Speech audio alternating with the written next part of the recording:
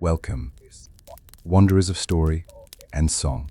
Tonight we sail the cold seas of memory to the nine worlds, where oaths shine brighter than steel and destinies are spun like threads from a goddess' loom. This is the tale of Loki, swift of tongue, sharp of wit, and of his fearsome son, Fenrir, the wolf whose paw prints crack the frost of fate. We walk beside the gods of Asgard and the giants of Jotunheim. We hear the whisper of ravens and the hiss of runes as they carve tomorrow into the bark of Yggdrasil. You will see courage and cunning, sorrow and sacrifice, the price of peace, the weight of prophecy, and the bitter taste of necessary lies. You will stand with Ter, the brave, with Odin, the seeing, with the dwarves, whose crafts are finer than dawn light, and with a wolf who wanted only a hand to hold, but found a chain instead. Breathe deep, steady your heart and tighten your cloak.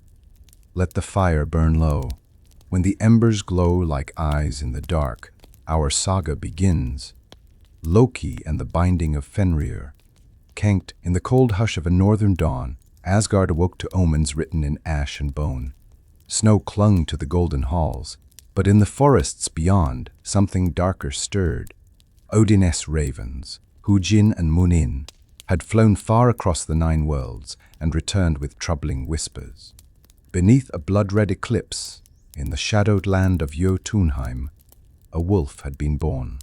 Not an ordinary pup, but one of Loki's strange offspring. His siblings were already marked by destiny. Hel, keeper of the dead, and Jormungandr, the serpent of oceans. Yet this third child was different.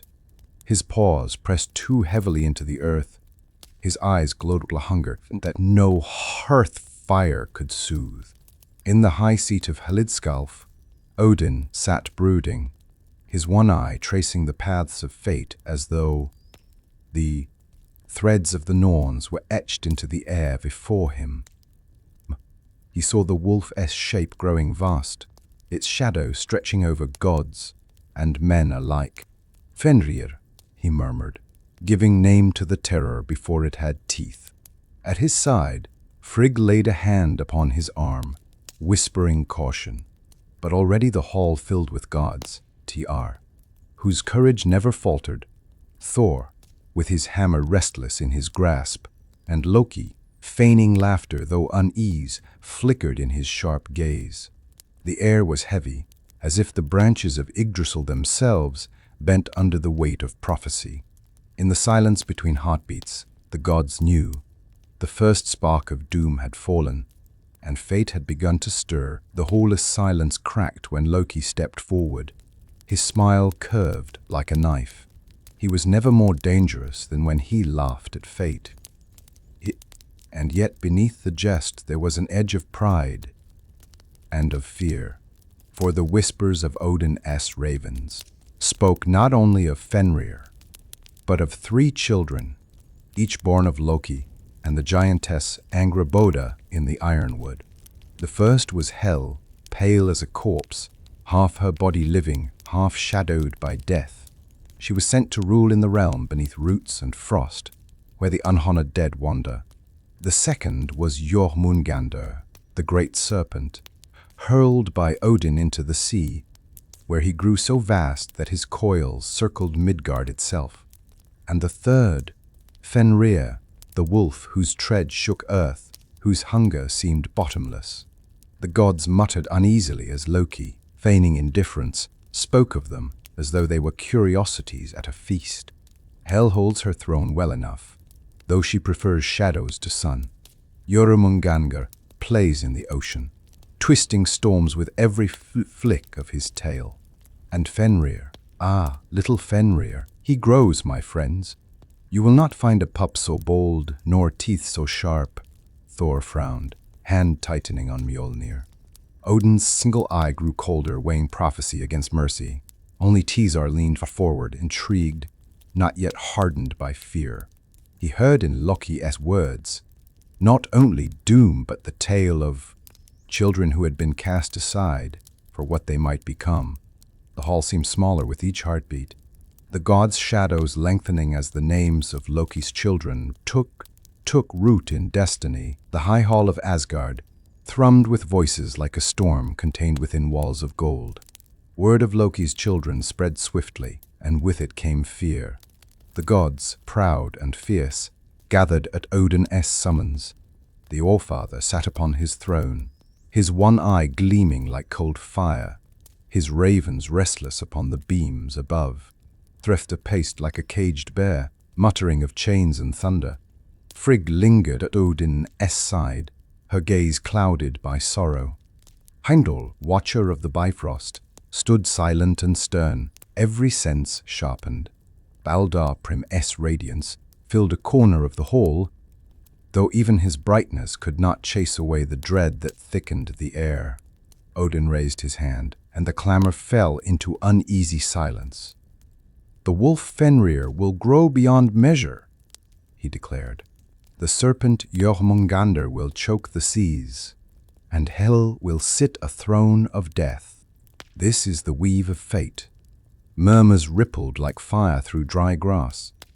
Some demanded the children's destruction.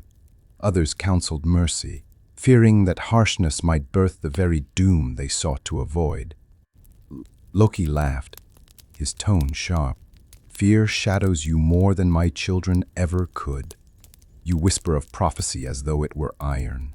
Perhaps the Norns weave, but threads may fray." His words stung, but none could dismiss the unease they carried. Tr rose, his voice steady. "If we fear what may come, let us meet it with honor, not cowardice.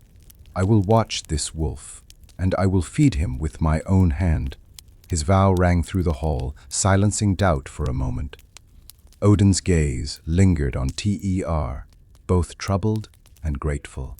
In that moment, the fate of god and wolf intertwined. The snows melted into green when at last Fenrir was brought to Asgard. The wolf pup padded across the stone courtyard, his paws already large enough to echo like hoofbeats. The gods gathered, some curious, most wary. His golden eyes scanned the crowd with neither fear nor submission. There was power in him already, raw, untamed, and heavy with promise. Threther muttered darkly, his hand resting on Mjolnir's handle.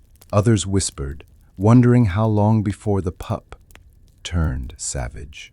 But Tr stepped forward, his stance calm, his voice even. He knelt, offering meat from his hand. Fenrir sniffed, then snapped it up with a sharp bite, but not of malice. The wolf's tail twitched once, faintly like a shadow of trust. Odin observed from the high steps, his gaze weighing the wolf as though each breath foretold the world's unraveling. Frigg, standing at his side, touched his arm softly. "He is still a child," she murmured. Odin did not answer. As days passed, Fenrir grew swiftly. No pup in memory had risen to such size and strength in so short a span. Yet it was Ter, steadfast and fearless, who tended him, feeding him, speaking to him, placing a hand on his thickening fur when others shrank back. Spears lined the walls of Asgard, ready in case the wolf turned. But between Ter's courage and Fenrir's unspoken longing, a fragile bond took root, one that would shape the destiny of both god and beast. Seasons in Asgard passed swiftly, but Fenrir grew faster still. What began as a wolf pup soon loomed larger than a stag, his shoulders brushing higher than a man's head. His coat thickened to black and silver, and his eyes burned brighter, as though fire smoldered behind them. His hunger was endless, each meal devoured. Only stoked the need for more. Sheep vanished from pastures, and the gods muttered that even their feasts could not sate him. Despite the fear, Tfrr alone remained steadfast. Each day he brought meat, speaking calmly to Fenrir, as though he were no monster but a companion. Fenrir listened, ears twitching, eyes following Tr's every motion. Yet others dared not come close.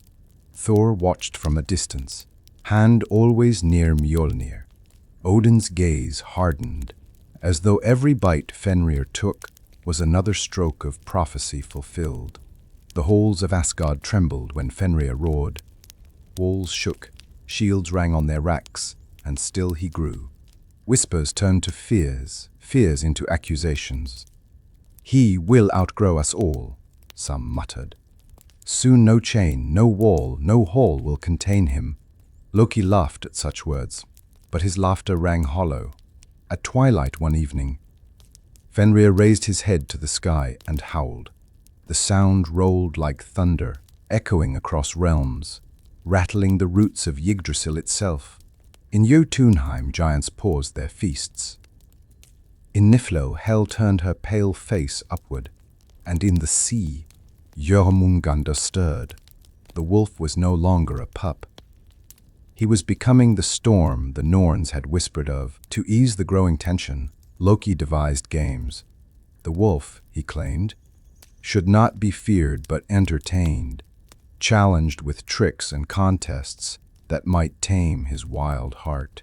So, in the golden halls of Asgard, the gods gathered to test Fenrir's strength. At first, the games were harmless. Thor rolled boulders across the courtyard, and Fenrir leapt them with ease. The younger gods threw spears and shields for the wolf to chase, and he bounded after them, his paws shaking the ground. Laughter returned for a time, though it was edged with unease. But Loki's serious humor was always a blade with two sides. He suggested contests of restraint. Could Fenrir wait before devouring meat? Could he allow ropes to be draped around him without snapping them? Each time the wolf obeyed, until his patience ran thin. His growls rattled the rafters, and the games ended in silence. Tr alone calmed him, speaking low words, placing a steady hand upon the wolf's flank. The other stepped back, muttering that Loki's diversions only fed the danger. Odin's eye followed every motion, measuring not the games, but the fate unfolding beneath them. When Loki laughed, it was too loud, too sharp, for though he masked his worry, he knew the games were not victories but preludes.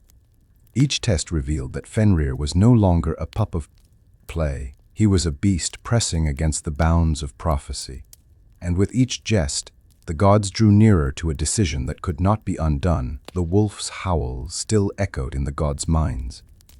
When Odin journeyed to the roots of Yggdrasil, there, where the world tree drank from the well of Erd, the three Norns wove their threads. Erd, who knew what had been; Verdandi, who saw what is, and Skuld, who whispered of what shall be. The air was heavy with mist. Ravens circled overhead as Odin approached, his cloak trailing over damp earth. The Norns looked up from their weaving, their pale hands moving ceaselessly across the loom of fate. "You seek knowledge of the wolf," Erd said, her voice like rustling leaves. Odin inclined his head. "Tell me, is there a path where Fenrir does not devour the world?" Verdandi eyes gleamed. "Choices twist like branches, Allfather. But every root returns to the same trunk." Skuld whisper slithered like smoke. "The wolf will open his jaws, and the sky shall vanish within them." Anger and sorrow battled within Odin's gaze. He sought bargains, offerings, wisdom at any cost. Yet the Norns merely smiled, their weaving unbroken. "To flee fate is to tighten it," Erd intoned. "To bind fate is to call it sooner." Odin clenched his fist. If prophecy could not be undone, then it must be delayed, controlled, twisted into chains, strong enough to hold until the world's twilight. As he turned away, the Norns bent once more to their loom.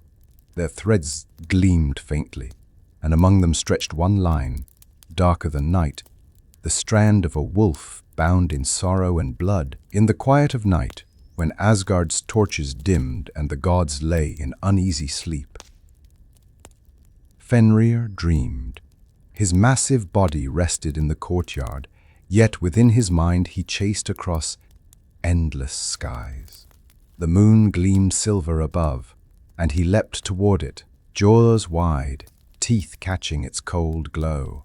Each time, the moon slipped from his bite, gliding just beyond reach.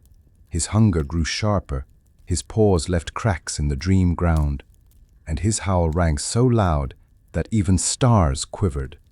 He woke with his heart thundering, saliva thick in his jaws. The moon still hung above Asgard, pale and full, its light bathing his fur in silver fire. His teeth ached, his stomach churned with longing, and he snapped at the air as though to catch it. The gods on the walls shuddered at the sound, whispering that the wolf dreamed of swallowing the sky. Tyr came, as always, with food and a steady hand. But Fenrir's eyes glowed differently that night. Hungrier, fiercer. You are not meant to chase shadows, Tyr told him softly. Yet even he felt the tremor in the wolfish breath, as though prophecy had crept into his dreams. Whispers of Fenrir's restless hunger spread until the gods gathered once more. Odin, grim and silent, declared the time had come. The wolf must be tested, bound, not to harm him but to measure his strength. Thor agreed eagerly, while others hesitated, fear gnawing at their resolve. From the forges of Asgard came the first chain, Leiding. Forged of iron thicker than a warrior's arm, it gleamed darkly, runes etched into every link. The gods carried it to Fenrir under the guise of sport. A test of strength, Loki proclaimed with a mocking grin. Surely the mighty wolf can prove his power by snapping this toy? Fenrir eyed the chain, suspicion flashing in his golden eyes. Yet pride stirred in him. He would not be seen as weak.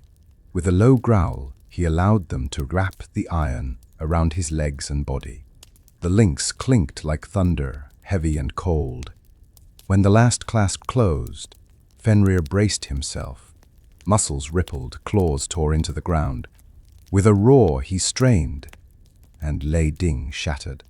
Iron flew in fragments, runes bursting like sparks. The wolf stood free, his golden eyes blazing, his breath a storm. The gods stumbled back, shaken. Thor raised his hammer, but Odin lifted a hand, restraining him. Fenrir shook the broken links from his fur, head high, tail lashing. He had not only broken the chain, he had broken their confidence. The shards of Leiding still lay scattered across the courtyard when Loki's laughter cut through the heavy silence. "Well done," he cried, clapping his hands. "Never has Asgard seen such strength. Truly, Fenrir, you are a wonder among beasts." His voice was bright, but his eyes flickered with unease. Thresta spat on the ground. "A wonder that will devour us all.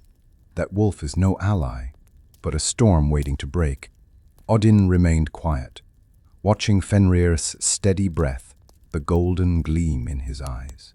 The wolf stood tall, chains dangling broken at his feet. He had proven himself unstoppable, and the gods felt it keenly. Loki, sensing the mounting dread, raised his hands. "One chain is but a test. Let us forge another, stronger still." Surely the wolf would not shy from proving his might a second time. Or does pride fail where iron has none? Fenrir growled, ears flattening. His gaze darted between Tyr and Odin. "If this is but a game, I will play it. Bind me again, and I will break free. Let all see my strength." Tyr's heart clenched at the wolf's words, for he heard more than pride. He heard longing. Longing. Fenrir wanted not only to be strong, but to be seen, acknowledged, even respected. Yet among the gods there was only fear. Odin nodded slowly. "Then so it shall be. Forge another chain. Stronger, greater. Let us see what strength truly means." Thus the bargain was struck, not of trust, but of pride and deceit. In that moment, Fenrir's fate tightened around him, though he did not yet see it. The forges of Asgard blazed for many days and nights, from iron mined in the deepest veins and runes etched with harsher strokes. The gods wrought a chain greater than the last, Dromi. Its links were thicker, its weight crushing, its glow dim and menacing. The clang of hammers echoed across the golden halls, as if prophecy itself were being forged into steel. Cool. When at last Dromi was ready, the gods carried it to the courtyard where Fenrir waited. The wolf watched them with golden eyes that betrayed both pride and suspicion. His muzzle curled in a faint snarl. "This one will test you truly," Loki called, voice sharp with challenge. "Will you show Asgard your strength again, Fenrir? Or has fear taken your fangs?" The wolf's chest rumbled with a growl. "Bring it," he said, voice heavy as thunder. The gods draped the mighty chain around him. Each link fell like a slab of mountain stone, weighing down his body, sinking into his thick fur. The last clasp locked with a sound like fate snapping shut. For a breath, silence held. Then Fenrir roared and strained. Muscles rippled, claws dug trenches into the stone, breath burned like fire. The chain held longer than lay ding, runes glowing fiercely. But the wolf's strength only grew. With a final heave, Dromi shattered. Shards of iron scattered, and the gods stumbled back in terror. Fenrir stood free again.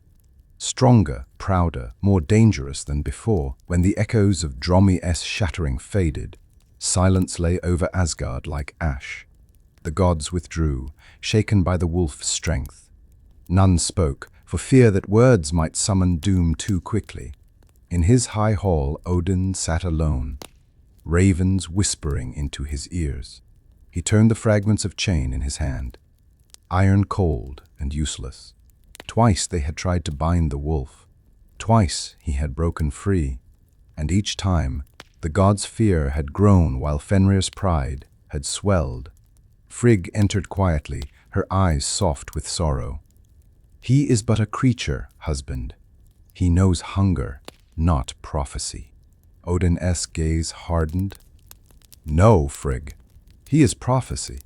The wolf is the shadow of Ragnarok, and if he is not bound, he will devour us all." Yet doubt gnawed at him. Had the Norns not said that to fight fate was to hasten it? Could his very fear be the forge of destiny? He paced, cloak swirling, thoughts circling like ravens. Thor thundered at the door, demanding battle, but Odin shook his head. "Not yet. Violence alone will not stop what is woven." Still, resolve carved itself into his face. If iron and rune could not hold Fenrir, then something beyond mortal craft must be sought. Odin's mind turned toward the dwarves, their forges beneath mountains, their skill older than gods themselves. But in the shadow of his thoughts, doubt lingered. Was he delaying doom or feeding it? While the other gods muttered of weapons and chains, Ter alone continued to walk the path of loyalty. Each day, he came to Fenrir with food in his hands, never flinching at the wolf's teeth or size. Where others saw only a beast of doom, Ter saw a companion whose trust had been spurned by all but him. He sat beside Fenrir in the courtyard, telling him stories of battles fought, of honor kept, and of oaths that bind warriors stronger than chains. The wolf listened, ears flicking, golden eyes watchful. When Fenrir growled at the whispering gods on the walls, Ter laid a steady hand on his fur and calmed him. "Why do you not fear me, Ter?" the wolf asked one. Twilight, his voice low as thunder. "Because courage means standing where others flee," Ter replied. "And because you are more than prophecy, Fenrir. You are flesh, blood, and choice." The wolf's tail shifted faintly, though his gaze was troubled.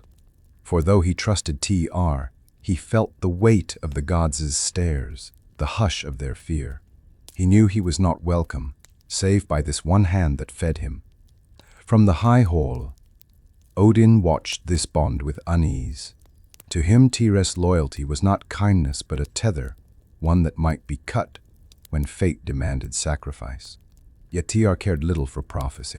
He cared only for the wolf who looked at him not with fear, but with a strange, searching trust. Far below Asgard, in the cold halls of Niflhel, Hel stirred upon her throne of shadow. Word traveled swiftly even to the land of dead, carried by whispers and ravens. Her brother Fenrir had grown vast, and the gods plotted to bind him. She summoned him in a dream, her voice a chill wind that slid beneath his fur. In the dream, Fenrir found himself walking through mists thick as sorrow. There stood Hel, half her face the beauty of a living maiden, half a skull of pale bone. Her dark robe pooled around her like night itself. "Brother," she said, her voice echoing in both flesh and shadow. "They fear you.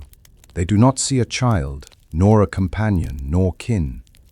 They see only doom. Trust no oaths that shine with gold. Beware hands that reach with smiles." Fenrir's ears flattened. "Yet one hand feeds me without fear." Hel's dark eyes softened, then hardened. One hand may be true, but one hand cannot stop a host of gods. Remember, cages are built not only with iron, but with promises. Fenrir woke with a growl, teeth bared. Tyr found him restless that morning, but the wolf said nothing.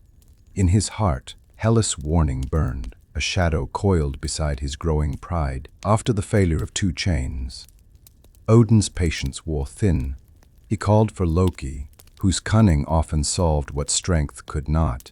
"Go to the dwarves," Odin commanded, "for their craft is greater than iron and rune. If any can forge what the wolf cannot break, it will be them." Loki smirked but bowed. He knew the roads to Svartalfheim well, though few traveled them willingly. Beneath mountains and rivers of fire, the dwarves hammered wonders from shadow and flame. Their price, however, was never light. The trickster descended through hidden caves, his green cloak trailing in the dark. The tunnels glowed with ember light, smoke curling from unseen forges. Strange eyes glittered from cracks in the stone, as voices muttered in forgotten tongues. At last, he came before the dwarves, small in stature but vast in power, their hands blackened with soot, their hammers glowing with sparks. Loki bowed low. "I come with a request from the Allfather himself, a chain to bind what no strength can break." The dwarves murmured among themselves, lips curling into sly smiles. "Such a thing can be made," they said, "but the cost will not be measured in gold or silver. The cost will be deeper." Loki's grin faltered for a moment. Yet he nodded, knowing Odin's will left him no choice. Thus began the bargain that would birth Gleipnir. The dwarves circled Loki, their eyes gleaming like coals in the dark. Their leader, a smith with a beard singed by sparks, set down his hammer and spoke. "You ask for what no god dares imagine, a binding stronger than steel, lighter than silk. Such things cannot be forged from common ore. The chain you seek must be made from impossibilities." Loki's grin widened, though unease tugged at its edges. "Name them." The dwarf listed each with relish. The sound of a cat's footfall, the beard of a woman, the roots of a mountain, the sinews of a bear, the breath of a fish, and the spittle of a bird. Loki laughed aloud, sharp and ringing. "You mock me. These things do not exist." "Exactly," the dwarf replied, eyes narrowing. "And yet they must. Bring us these fragments of the impossible, and Gleipnir shall be forged. But remember, trickster, nothing is made without cost." Loki bowed, masking the chill in his spine, for he knew the dwarves' bargains always left scars deeper than wounds. Still, Odin's will drove him, and he agreed. The dwarves disappeared into their forges, firelight flickering. From the shadows, the first threads of doom began to weave. Days passed in the deep forges of Svartalfheim, where time moved like molten metal. Loki watched as the dwarves bent impossibility into form. Silent as mist, the sound of a cat's footfall was caught in silver thread. A woman's beard shimmered like fine gold, woven into the weave. The roots of a mountain, black and unyielding, were stretched thin as hair. They braided in the sinews of a bear, hidden strength masked by subtlety. The breath of a fish, barely seen, became a ripple of silk. And last, the spittle of a bird, glistening faintly, fused into the final strand. Each impossible element shimmered, strange and unreal. At last, the dwarves held up their creation, Gleipnir. It was no chain of iron, no fetter of weight. It was a ribbon, smooth, soft, shining like moonlight on water.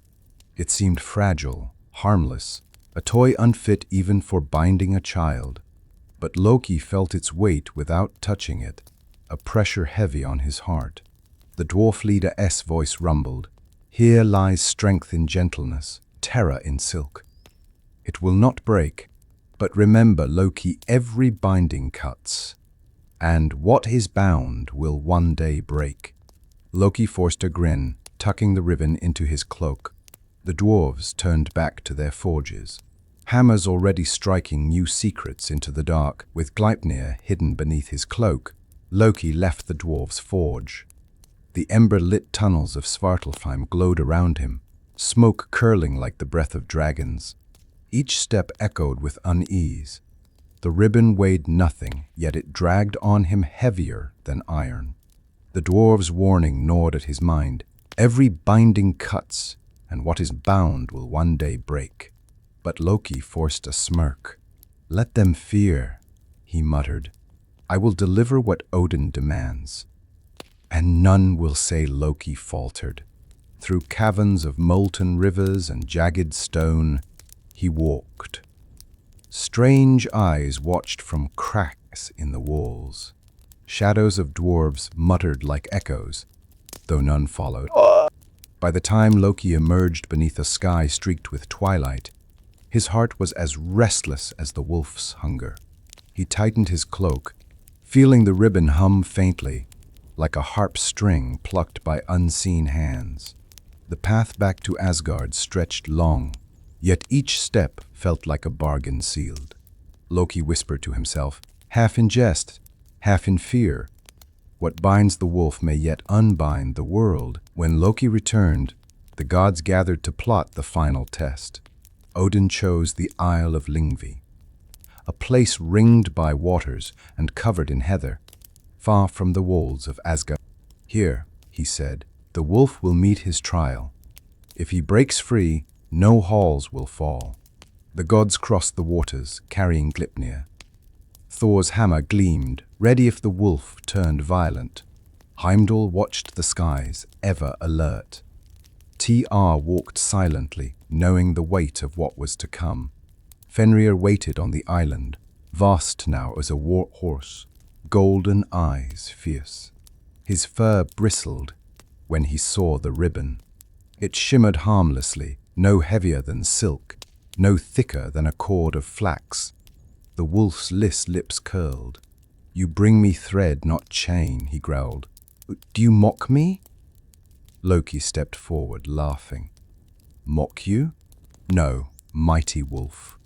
This ribbon is spun from the rarest crafts of the dwarves. If you can break it, your strength will be beyond all doubt. None will question your power again. The wolf studied them, suspicion stirring. He had broken iron and rune. This looked too delicate. Pride warred with caution in his chest.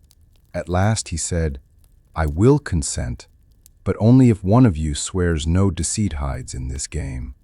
The gods exchanged uneasy glances. The wolf circled the gods, his paws sinking into the heather.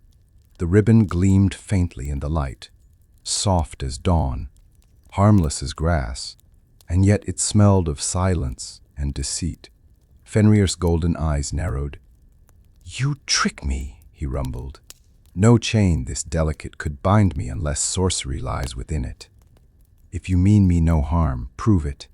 The gods muttered, unease thick as storm clouds. None wished to meet his demand, for Fenrir declared, "If you bind me with this ribbon, one of you must place a hand within my jaws as pledge. Only then will I trust that no deceit hides in your test." The gods stepped back in horror. Thor cursed. Heimdall shook his head. Odin's gaze darkened, but he said nothing. Loki smiled thinly, though even he paled. It was Tyr who stepped forward. Calm, resolute, his voice steady as stone. "I will place my hand in your mouth, Fenrir. For I do not fear you, nor do I break oaths." The wolf-esque gaze flickered, pride and sorrow mingling. He lowered his head, jaws parting wide. Tyr laid his right hand within the wolf-esque maw, his eyes unwavering. The gods held their breath. Gleipnir shimmered in their hands. The test was set on the Isle of Lyngvi. Silence fell heavier than iron. Tyr's arm rested within Fenrir's massive jaws. His hand pressed against the heat of the wolf's tongue. The gods circled slowly, Gleipnir shining in their hands like woven moonlight. Fenrir growled low, but he did not close his jaws. Pride and suspicion clashed in his golden eyes, but trust in Tyr kept them open. "Begin," he rumbled, voice thick with warning. The ribbon was draped around him, soft as silk, yet thrumming with hidden power. Each loop slid like water over fur and muscle. Fenrir stood still, though his ears twitched at every touch. Let's tighten the cord. It seemed too fragile to hold even a calf. Yet the air grew heavy, thick with a strange, humming dread. Tyr met the wolf's gaze, unwavering. His face held no fear, only sorrow and loyalty. Fenrir's breath came hot around his arm. "Do you believe this will hold me, friend?" the wolf asked. "I believe only in my oath," Tyr replied softly. With the last knot tied, the gods stepped back. The air was still. The test had begun. At first, Fenrir felt only the brush of ribbon against his fur. He flexed, expecting it to snap like grass. But Gleipnir did not yield. Instead, it tightened, soft, silent, inexorable. The wolf snarled, muscles bulging, claws gouging trenches into the earth. The ribbon shimmered, thrumming like harp strings, binding him tighter with every struggle.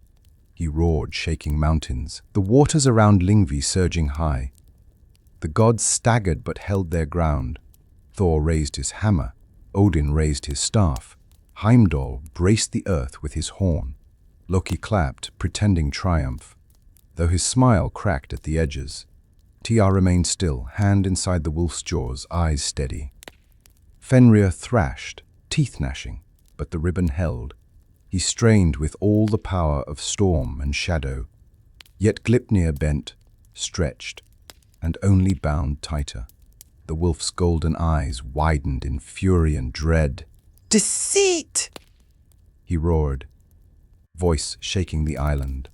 He turned his head toward Tyr, betrayal burning hotter than rage. When Fenrir knew the truth, that this was no game, no test of pride, but treachery, his fury turned cold. His golden eyes locked on Tyr, the only god he had trusted. A snarl tore from his throat, thick with sorrow. "You gave your hand as pledge," Fenrir growled, voice shaking the ground. "And now your oath dies with mine." Before Tyr could speak, the wolf's jaws snapped shut. A sickening crack split the air.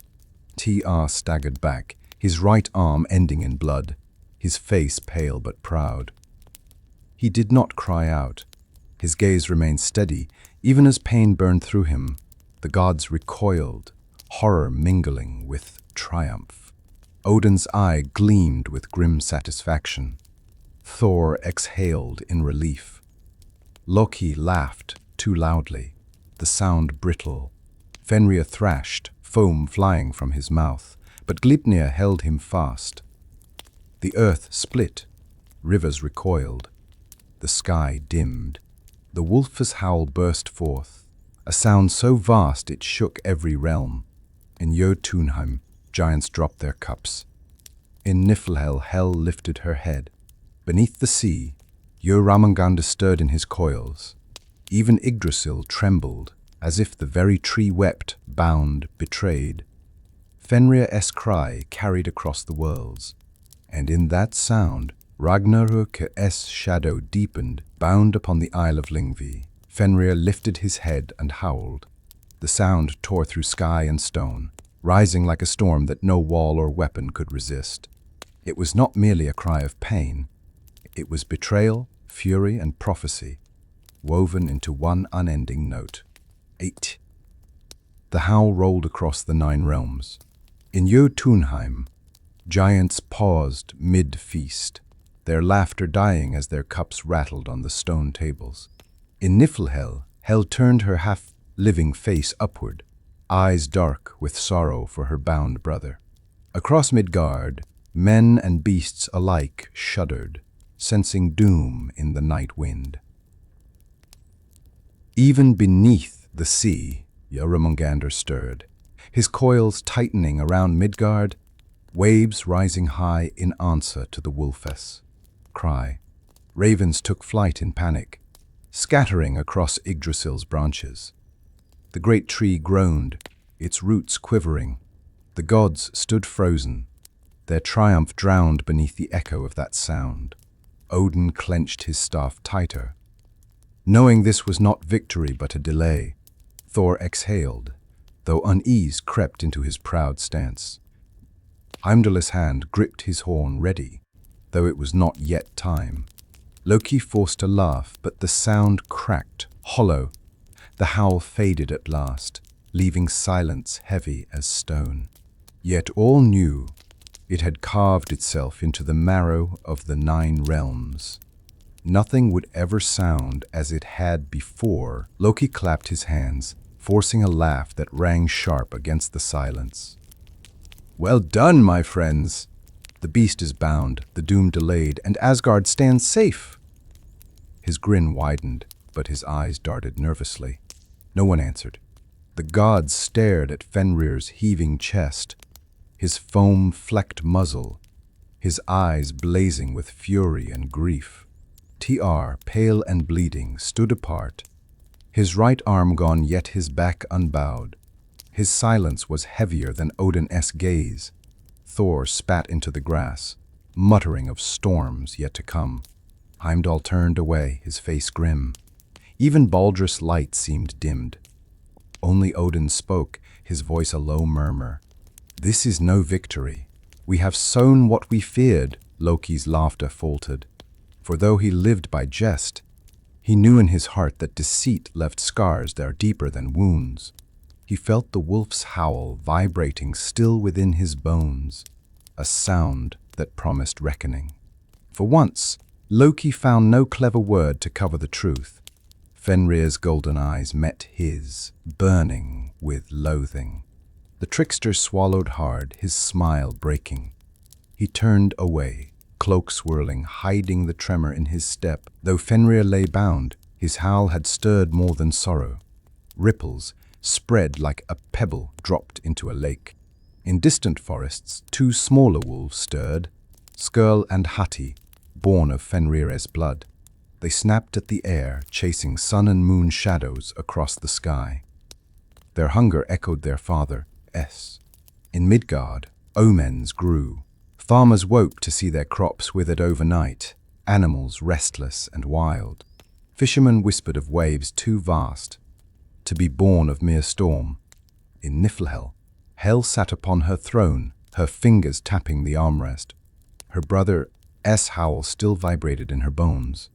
She closed her eyes and whispered, "Soon." Even among the gods, small cracks appeared. Words turned sharp. Doubts gnawed at oaths. Tr stood apart, one arm gone, his silence louder than any counsel.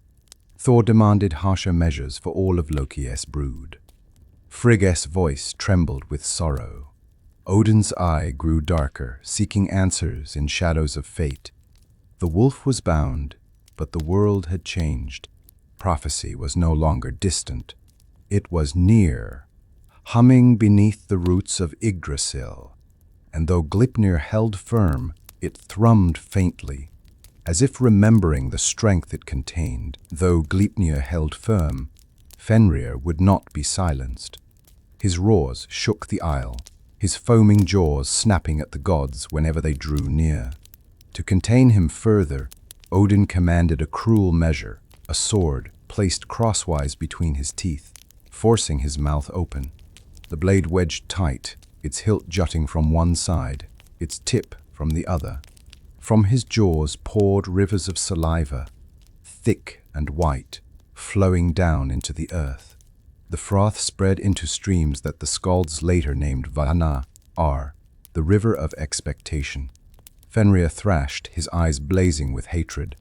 The gods flinched at his fury, yet none moved to undo their deed. Tyr turned away, unable to watch. Loki laughed, but even he would not meet the wolf's gaze. Bound, gagged, and betrayed, Fenrir lay upon the heather, chest rising like a mountain, eyes fixed upon the gods with a promise deeper than words. I will remember. That night, the gods returned to Asgard heavy with silence. In the high hall, Frigga's voice trembled as she confronted Odin. This was no justice, husband. It was cruelty. You have bound a child, torn from his kin, trapped in chains and steel. What honor lies in such deeds? Odin's one eye gleamed with weary resolve. Would you see Asgard burn? Would you see our children devoured? He was no child, Frigg. He is doom clothed in fur. Frigg turned away, tears glistening. Perhaps doom comes not from the wolf, but from what we make of him. When compassion is strangled by fear, even gods sow their own ruin. Her words echoed through the hall, soft yet sharper than any spear. Thor grumbled, unwilling to hear. Baldra bowed his head. Heimdall's silence was colder than snow. Tyr stood apart, his empty sleeve a grim testament to the cost of honor. Odin clenched his staff, but doubt gnawed at him. For though the wolf was bound, Frigg's lament whispered a deeper truth. Victory had not cleansed them. It had stained them. Odin left the hall in silence, Frigg's words weighing upon him. He walked alone to Yggdrasil, the world tree, its vast roots coiled across the worlds. There, beneath its branches, he carved runes into the bark, seeking wisdom in sacrifice. With his knife, he traced words of power, warnings, protections, prayers, woven into the living wood. Each stroke bled sap like tears. His ravens circled above, whispering fragments of prophecy into his ear. Still unsatisfied, Odin placed his hand upon the tree and closed his eye. What price must I pay to see the storm clearer? He asked. The wind rustled the branches, and in the silence he felt the answer, an eye for an eye, a truth for a truth. He pressed his palm to his own face, and with grim resolve, plucked free his remaining eye. Darkness flooded him, and then sight returned, sight not of the present, but of what was to come. He saw fire, wolves, broken chains. He saw Fenrir standing vast, jaws opening wide enough to swallow the sky. When Odin staggered back, blood upon his cheek, he carved once more upon the bark. The runes glowed faintly, warning all who looked, the wolf is bound, but not forever. Whispers skate across the frost-rimmed plains of Asgard, slipping between golden halls and shadowed courtyards like thin knives. The seer women speak of a wolf whose paws will stride the horizon, whose breath will salt the seas. Loki hears it first as a joke, then as a prophecy with teeth.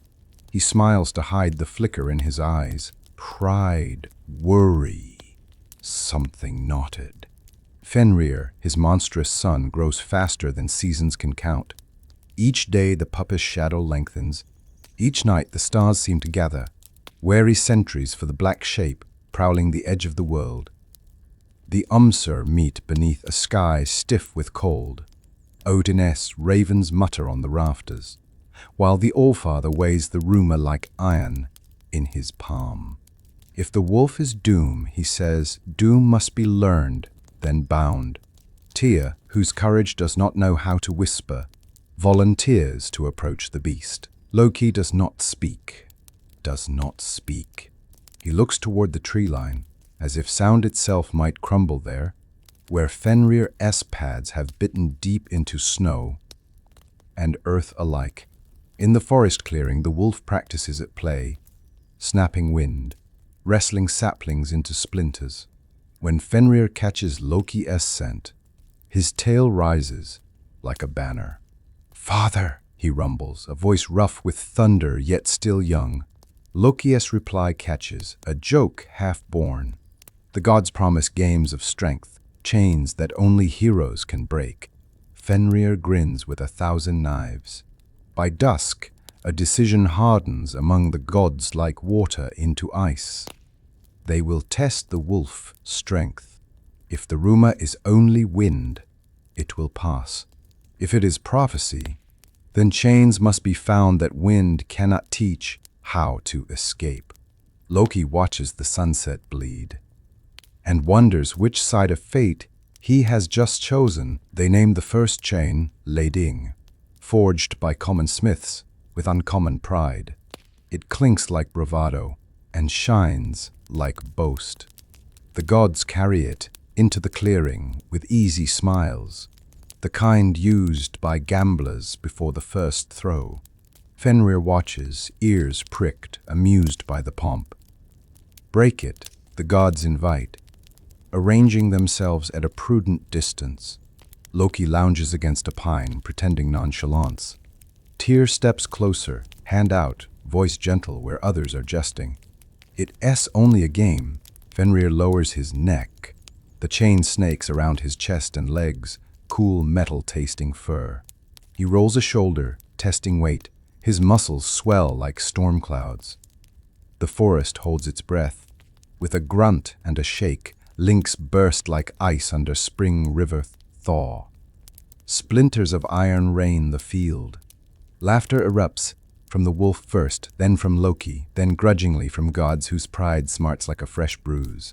They return with Dromi, thicker, meaner, studded with the promise of humility. This time, Fenrir bows as if indulging children. When the last clasp clicks, his eyes slide toward Tyr, the only one close enough to smell his breath. Stronger, Fenrir admits, and then he plants his paws, drags mountains that aren't there. Snarls with the pleasure of effort. Dromi shrieks, twists, and bursts open like a rotten log under an axe. Odin's jaw sets. Ragi stops composing victories in his head. The air tastes of iron and the beginning of fear. Fenrir shakes out his fur, larger somehow, like triumph has lengthened his spine. "Another?" he asks, playfully cruel. Loki's smile is a blade turned inward now. Tyr meets Odin's eye. Across the clearing, and in that brief exchange, the next step is chosen. One that will demand more than iron. When iron fails, the gods turn to impossibility. In Svartalfheim, where hammers speak and shadows keep ledgers, the dwarves accept the contract with a grin too sharp to trust. They ask not for gold, but for a story that ends. Odin offers names, the dwarves demand ingredients. From their anvils rise notions stranger than ore. The sound of a cat has footfall, the beard of a woman, the roots of a mountain, the sinews of a bear, the breath of a fish, and the spittle of a bird. The list is a riddle, a taunt, a map of things that do not gather. "Bring them," says the master smith, or bring a promise that they were gathered. Loki knows where to fetch silences and lies. Dwarves know how to make them real. Dwarves know how to make them real. He barters with cats for absence, tricks a maiden who laughs like thunder, plucks at mountains with words until they confess roots. He steals a bear's dream of running and a fish's last bubble, and collects a swallow's kiss from air. The ledger fills, the anvils flare, a room with no corners fills with a sound that is not sound. Thus is born Gleipnir, a ribbon soft as midnight, pink as dawn, and thin enough to be a rumor woven into silk. It weighs nothing. It frightens everything. Even dwarves edge away from its coil. It binds what it names, the master smith says, all smiles gone. Pay us with memory, forget our doors. Odin nods. The doors fade from his mind like smoke escaping a fist. When Loki touches Gleipnir, the ribbon hums against his skin, curious, almost affectionate. A binding that is a whisper that is a fate. He recoils and hopes no one sees. They return to the clearing, armed with what looks like nothing. Fenrir watches the ribbon with a predator's contempt. You offer thread after chain? His laugh rolls like thunder down a hollow mountain. The gods, all careful smiles, call it a final game. Their words tiptoe, their boots do not. Fenrir is not a fool. Bind me with cobwebs, then boast, he says, lowering his head, but I will not be mocked. He sniffs the ribbon's scent. No metal, only dawn and danger. The hairs along his spine lift. An oath, he demands. If you trick me, one of you will place his hand in my mouth while I am bound. A pledge against treachery, shuffling feet, shifting eyes. Loki traces a circle in frost with his toe. Odin says nothing because he has said everything already. Tyr steps forward. The wolf's gaze narrows, recognizing the one god who has never smelled of fear. My hand, Tyr says, simple as yes. Fenrir studies the curve of the warrior's mouth, the steady weight of his stance, then opens his jaws, dark as a forgotten well. Tyr places his right hand between teeth that could scissor stars. The air tightens to a wire. Loki's jokes have all gone elsewhere. So be it, Fenrir rumbles. Gleipnir unrolls like a soft command. It wraps ankles, then hocks, then body and muzzle with the gentleness of a mother's song. The ground seems to lean away. The ribbon does not pull, it decides. Now, Odin says, and the gods stake the ribbon's tail to Lyngvi, the islet in the lake Amsvartnir, with pegs that are prayers. Fenrir tests it. The world winces. The first strain is small, a twitch of muscle, a shrug against silk. Gleipnir sighs and tightens by a thought. Fenrir frowns, adjusts his weight, then digs in, claws scoring ancient rock to new runes. The ribbon does not creak. Tyr's forearm trembles in a wolfish furnace. The other gods back a pace, involuntarily.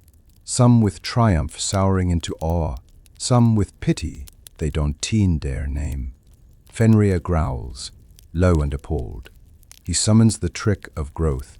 Sinews pile atop sinews. Ribs turn to pillars. The chest inflates. To house a thunderstorm, he heaves. Gleipnir hums, pleased to be proven. The island groans. The lake shivers into circles that slap the shore like scoldings.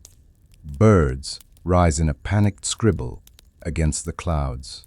Still the ribbon holds, a second heave, all will and fury. Mountains in the west lean to eavesdrop. Fenrir's breath comes in knives. His eyes ignite with wildfire and wounded pride. The ribbon laughs in a language only bindings speak. The wolf understands. Betrayal blooms. He bites. The sound is not a sound, but a history breaking. Tyr's right hand vanishes between those night-black gates. The goddess face rearranges itself into something quiet and true. Pain walks through him like a king, through an open hall, acknowledged but unhindered. He draws back the stump, wraps it in his cloak without drama, and meets Fenrir's gaze not with hatred, but with a pact kept. Around them, silence falls from the sky like fresh snow. Odin gives a single nod that accepts both victory and cost. Loki looks at Tyr's sleeve, then at Fenrir's eyes, which now mirror his own, full of consequences. Rage is a weather. Fenrir's howl tears a hole in it. The lake rears, trees bow, ravens tumble like burnt leaves. Gleipnir is unmoved, but the air is full of breaking that hasn't happened yet. Odin gestures, and from a sheath of frost a sword appears, not for killing, but for closing. He drives the blade's hilt into Fenrir's mouth, wedging the jaws so wide that words cannot leave. Only wind. The god's hammer stakes deeper, lash the ribbon's tail through stone, with runes that bite like winter. Fenrir thrashes, but the gag holds. Blood beads along the gums, foam feathers the iron. The wolf's eyes find Tyr. There is accusation and, strangely, respect. They also find Loki. What they find there is complicated. Loki steps back, then forward again, as if choosing and unchoosing with each breath. It is mercy, he says to no one, to everyone. No one believes him, not even Loki.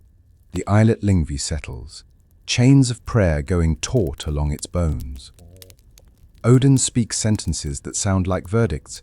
The winds take notes. You will remain, he decrees, until end's end. Fenrir answers with silence forced upon him, a vow of its own. Night comes early. The gods depart in clumps of relieved exhaustion, carting victory home like a stone that will not be put down. Tyr walks last, the line of his shoulders newly austere, his left hand now the only hand he owns, and all the more purposeful. Loki lingers, watching breath rise from the wolf in slow, furious clouds. Be still, he whispers, unsure to whom the command is addressed. Wolf, ribbon, or the heart inside his chest, victory's echo. Some come back as questions. In Asgard's halls, feasts are laid, songs cobbled, boasts reheated. Yet the sound that rules the night is absence.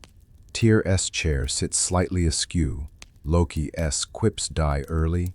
Odin's eye stays longer than usual on the door, measuring whether fate is punctual. The mead tastes like melted snow.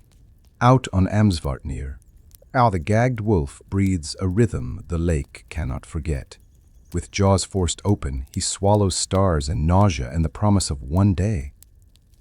Gleipnir does not cut, it convinces. Fenrir learns every thread by feel, memorizing each syllable of the ribbon's soft tyranny. He feels the island's heartbeat, the peg's muttered prayers, the sword's quiet cruelty. The Norns pass like three moths across the sky, their threads trailing cold light. They do not stop. They never stop, but as they go, the youngest lets a look fall that says, knots are only resting lines in a longer weave. Fenrir stores the look with the rest. In a lesser hall, Sif bandages Tyr anew.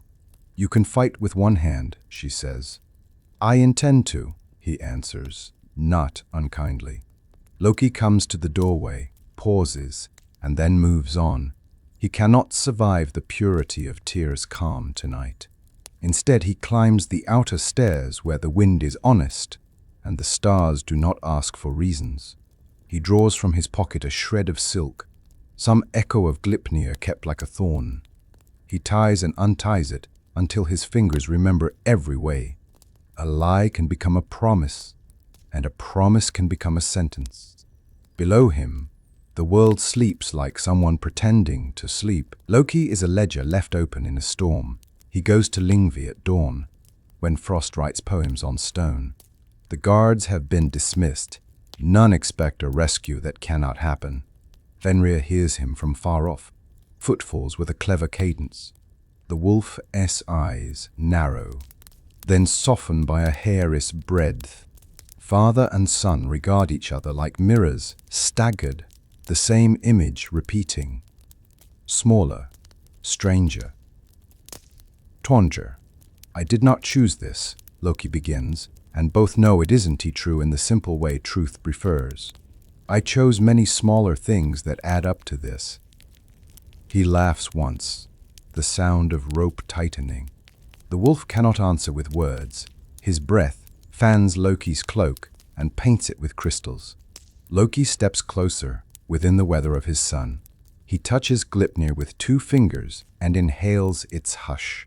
He speaks of bargains, of dwarves who price miracles in memories, of fear disguised as caution, and caution disguised as love of the world. I am supposed to be the liar, he says softly, and yet the worst lies are the ones we tell ourselves and call them duty. Fenrir's eye gleams like a distant harbor fire. He does not forgive, he archives. Listen, Loki whispers, and the wolf does. There will be a day when everything shouts. I will be there, ruining and rescuing, as is my custom. If you remember this moment, remember that I stood close when I could have stood far. He places his palm gently against Fenrir's brow, a benediction no priest would authorize. The ribbon warms under his touch, curious, always curious. Loki leaves before the gods remember their rounds. Behind him, the island endures. In front of him, consequences stalk like friendly dogs. Gleipnir is light, its meaning is heavy. The gods resume their rhythms in halls that echo with corrected futures. Skadi hunts. Freyr tends fields that are not fields. Frigg sows warm patterns into colder days. Yet all their errands detour past Amsvatnir in their minds. Even Thor, who prefers problems he can strike, carries a silence he doesn't know how to kill. Tyr trains with left-hand stubbornness, learning a new language of balance. His shield straps are changed, his stance revised. Young warriors watch, absorbing a lesson that has teeth, that courage signs contracts with results it does not get to edit.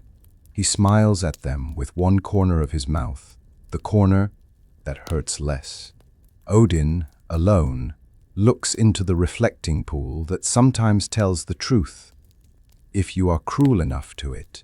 He sees a wolf and a ship made of nails and a sky that rains fire. He also sees a ribbon and wonders if any binding that holds a monster does not, in the end, hold its maker too. The ravens bring back small news. Who loves whom? Where grain molds? How winter sharpens knives? And tuck large news under their wings for later, as if even birds hoard courage. On Lyngvi, Fenrir no longer tests constantly. He learns patience the way cliffs learn sea, by being struck until the shape of him agrees with the rhythm. He watches ice form and unform, measures the sky by migrating geese, counts stars like debts. The sword wedged in his mouth becomes a calendar of pain. He files it beside anger, like a hunter sharpening. The ribbon holds, the world proceeds. Both statements are temporary, rumor returns, this time wearing certainty's mask. Seers dream of a ship that will slip every harbor, of wolves that bite the sun and the moon like fruit, of a battle that is not a battle but a settling of accounts. The gods tighten, belts they're not wearing. Not yet, Odin says, like someone postponing a storm with calendar words. Yet he sends messages, men's alliances, oils hinges. Loki's steps grow subtler. He bargains with giants for the price of a secret that has not been told. He borrows a smile from a witch and promises to return it. He teaches a child a trick that will save a life she does not know she will need saved. In every act, a thread plucked. In every pluck, a tone added to the approaching chord. Tyr finds Loki on the ramparts. They stand not quite together. I do not hate you, Tyr says, almost conversational. I know, Loki answers, and it does not sound like relief. I hate the arithmetic, Tyr adds, flexing phantom fingers, numbers that add up to blood. Loki nods. Numbers are a language he speaks too well. Down on Lyngvi, a fox visits the bound wolf and sleeps against his side. Fenrir does not move, but the warmth spreads into places even rage cannot reach. The fox leaves at dawn, tail a brushstroke of mercy. The Norns' loom thrums louder. If you listen, you can hear words in the knocking, when. The gods place more guards at Amsvartnir. It won't matter on the day it matters, but today is not that day. And today needs doing. Winter sharpens its quill and writes its long letter. Snow files the world down to essentials. Amsvartnir freezes, then breathes, then freezes again. Fenrir becomes a statue that dreams. In the quiet between heartbeats, he reads everything. The pressure of ice, the grammar of wind, the tiny negotiations between frost and dawn, light on Gleipnir's surface. Stillness is a teacher that charges too much, but its lessons endure. In Asgard, a child asks Tyr why the wolf wasn't simply killed. He kneels to her height and answers plainly, because killing is easy and endings are expensive. We chose debt instead. She nods with the seriousness of those who will grow into a different world. Loki sits with Frigg, who pours tea like prophecy poured into smaller cups. You protect what you love in crooked lines, she says. He shrugs. Lines are what I have. She smiles with a softness that could break a lesser man. Then draw them carefully. He looks out toward the horizon where a lake gleams like a closed eye. He does not say, I will try. He has learned that trying is a kind of vow you must keep in actions, not words. At dusk, Odin returns alone to Lyngvi. He does not bring weapons. He brings his gaze. He studies the bound wolf, and the bound wolf studies him back, king to king. We have bought time, Odin says finally, voice thin in the cold. Fenrir's silence replies, spend it well. Odin nods once, as if the negotiation has concluded for now.